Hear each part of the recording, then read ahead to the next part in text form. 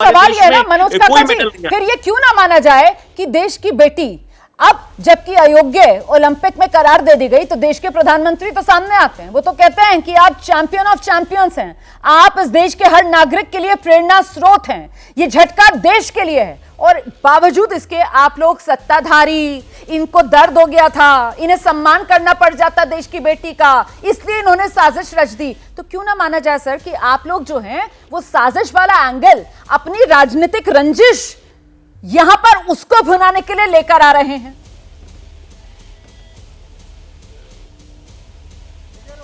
किसी तरह का कोई राजनीतिक रंजिश नहीं, ये सवाल ये है, ये उसी बेटी ने, आपने क्या नहीं देखा किस बेटी को घसीटा गया इस देश की सड़क पे? उससे पहले उसने कितने मेडल जीता था, साक्षी ने। सर आपको ऐसा नहीं लगता आप उसी बेटी का अपमान कर रहे हैं कि उस बेटी के एक बयान का तो कम से कम इंतजार कर लेते, उस बेटी के साथ जो सपोर्ट स्टाफ है उसकी तो थोड़ी सी इज्जत रख लेते सर, उस बेटी के साथ उसकी पसंद का कोच है, उस बेटी के साथ उसका पति है सर जो साथ में वहां पर ट्रैवल कर रहा है, उस बेटी के साथ उसकी पसंद का फिजियो है, उसकी पसंद का न्यूट्रिशनिस्ट है, उस बेटी को नाप कर खाना दिया जाता है सर 1.5 किलो। आप बेटी के सम्मान में आपका हलक सूख जाएगा।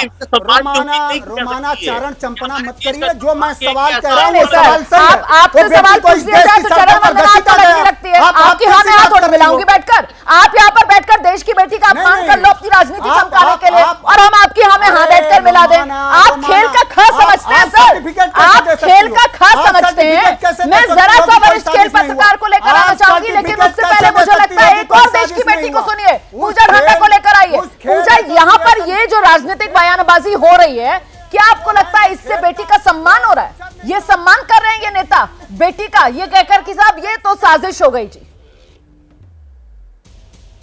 देखिए मैम, मैं जो अपना एक्सपीरियंस है मेरे पास, मैंने भी 20 साल तक रेसलिंग की, अभी भी मैं एक्टिव प्लेयर हूँ, और मैं इसी तरीके से हम जाते हैं बाहर और क्या सिचुएशन होती है मैं यहाँ वो बता सकती हूँ। मुझे ये कहीं से साजिश नहीं लगती है। ऐसा एथलीट के साथ आप पहले दिन खेलते हो तो आपको खाना पड़ेगा, तभी आप खाओगे, खेलोगे, तभी तो जीतोगे और अगले दिन में जाओगे।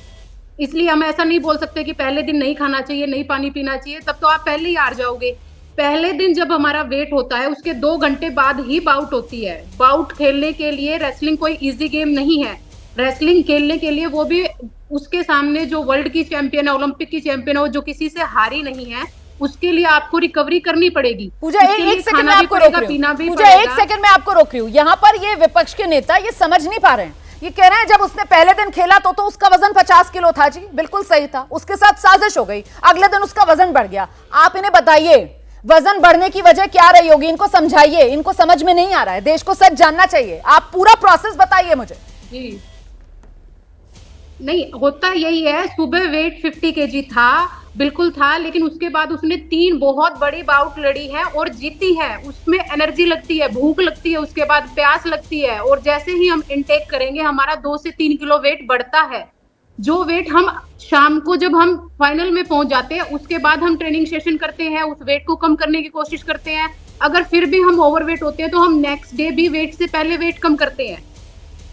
और यहाँ पे जहां तक जानकारी आ रही है, विनेश पूरी रात लगी रही है, टीम पूरी रात लगी रही है, उसका कोच उसके साथ था, हाँ, सब लोग लगे रहे हैं वेट को कम करने पर। लेकिन ये कोई पहली बार नहीं हुआ है। जी हाँ, ये बहुत कम होता है, लेकिन पहले भी जो एथलीट हैं वो ओवरवेट की वजह से बाहर हुए, डिस्क्वालीफाई हुए। इवन इस पेरिस ओलंपिक में भी हम वो चला रहे हैं ना, कुछ खिलाड़ी जो वजन उनका ज्यादा, जिस कैटेगरी में वो हिस्सा ले रहे थे, और इस वजह से इस पेरिस ओलंपिक में उन्हें डिस्क्वालीफाई किया गया है। ये होता है खिलाड़ियों के साथ। और स्मिथ सिंह जी, मुझे तो हैरानी इस बात की हो रही है कि आप तो खुद खिलाड़ी हैं और बावजूद उसके आप ये एक तरीके से जो नैरेटिव बिल्डिंग, मैं तो इसको कहूंगी, जो यहाँ पर की जा रही है कि एक तो देश गमजदा है कि देश की बेटी पर इतना बड़ा दुखों का पहाड़ी इसको कहा जाएगा, कहां तो बिल्कुल मेडल के मुहाने पर हम खड़े हुए थे और कहां अयोग्य करार दे दिया गया। सर ये तो एक नॉर्मल प्रोसेस है ना। जो साथ में टीम के डॉक्टर पार्डीवाला हैं, मैं ये उम्मीद करती हूं कि आपने वो बयान सुना होगा, और अगर नहीं सुना हो तो प्लीज उसको सुनिएगा जरूर, क्योंकि डॉक्टर पार्डीवाला की तरफ से साफ तौर पर यह बताया गया कि 50 किलो मंगलवार सुबह 50 किलो वजन था। 1 2 3 मुकाबले खेले विनेश फोगाट ने और वो जीतती गई लगातार। 1.5 किलो उनकी डाइट दी जाती है उनको, 1.5 kg, क्योंकि कल मंगलवार वाले दिन उन्होंने 3 बाउट खेले, तो बीच में उनको ज्यादा पानी शायद दिया गया हो, जरूरत पड़ी हो उनको, उन्होंने महसूस की हो ज्यादा एनर्जी की जरूरत, और इसलिए शाम में जब वजन लिया तो अमूमन 1.5 केजी की डाइट के बाद जिस तरीके का उनका वजन बढ़ता था, तो नॉर्मल से ज्यादा कल रात में उनका वजन बढ़ा हुआ था, जिसके बाद वो प्रोसेस शुरू हुआ जो इस तरीके के इवेंट्स में होता है, जिसमें खिलाड़ी अपना वजन फिर से कम करता है। वो प्रोसेस में वो रात भर लगी रही सर, वो रात भर लगी रही, बाल तक काटे, उसके कपड़े जो हैं उसमें कटौती की गई है, उनकी छटनी की गई, और बावजूद इसके 100 ग्राम वजन जो है वो ऊपर हो गया। इसमें साजिश कहां हो जाती है सर? आप तो पूरी मेहनत पर किसी खिलाड़ी की पानी फेर देते हैं, और न सिर्फ खिलाड़ी बल्कि पूरे सपोर्ट सिस्टम की। मुझे जो आप बारी बारी बातें कह रही हैं, मुझे लगता है हम सबको ये बातें पता है और आप इसको दोहरा के उसमें से कुछ निकाल नहीं पाएंगे।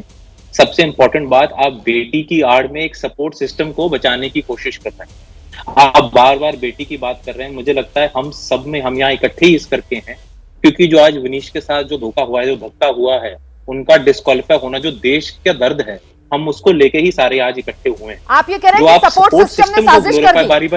आप कह रहे हैं सपोर्ट सिस्टम ने साजिश की। सपोर्ट सिस्टम को ग्लोरीफाई करते जा रहे हैं। आप मुझे प्लीज बताइए, सपोर्ट सिस्टम ने आप कह रहे हैं कि उसके साथ गद्दारी की है? खुलकर बोलिए ना। बता रहे हैं जब अभिनव बिंद्रा ने ओलंपिक गोल्ड जीता था तो उन्होंने अपनी किताब में लिखा था कि मैं इंडियन ऑफिशियल का कोई धन्यवाद नहीं करना चाहूंगा इस जर्नी के अंदर।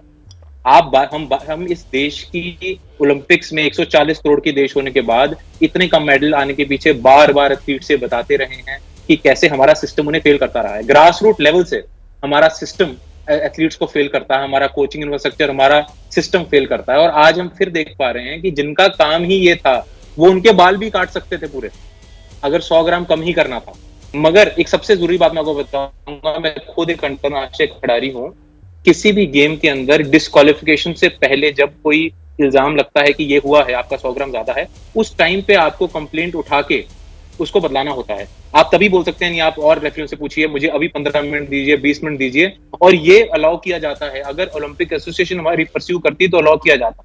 जब उनकी डिस्क्वालिफिकेशन का निर्णय आ गया, उसके बाद कहते हैं कि प्रधानमंत्री जी ने कहा है हम कंप्लेंट दाखिल करेंगे, हम इसको चैलेंज करेंगे। अरे वो डिस्क्वालिफिकेशन के डिसीजन के बाद आप ये ड्रामा क्यों कर रहे हैं? आपकी लड़ाई तो उस टाइम पे थी। ठीक है, आप जो पॉइंट उठा रहे हैं सर, उसका जवाब मिलना चाहिए।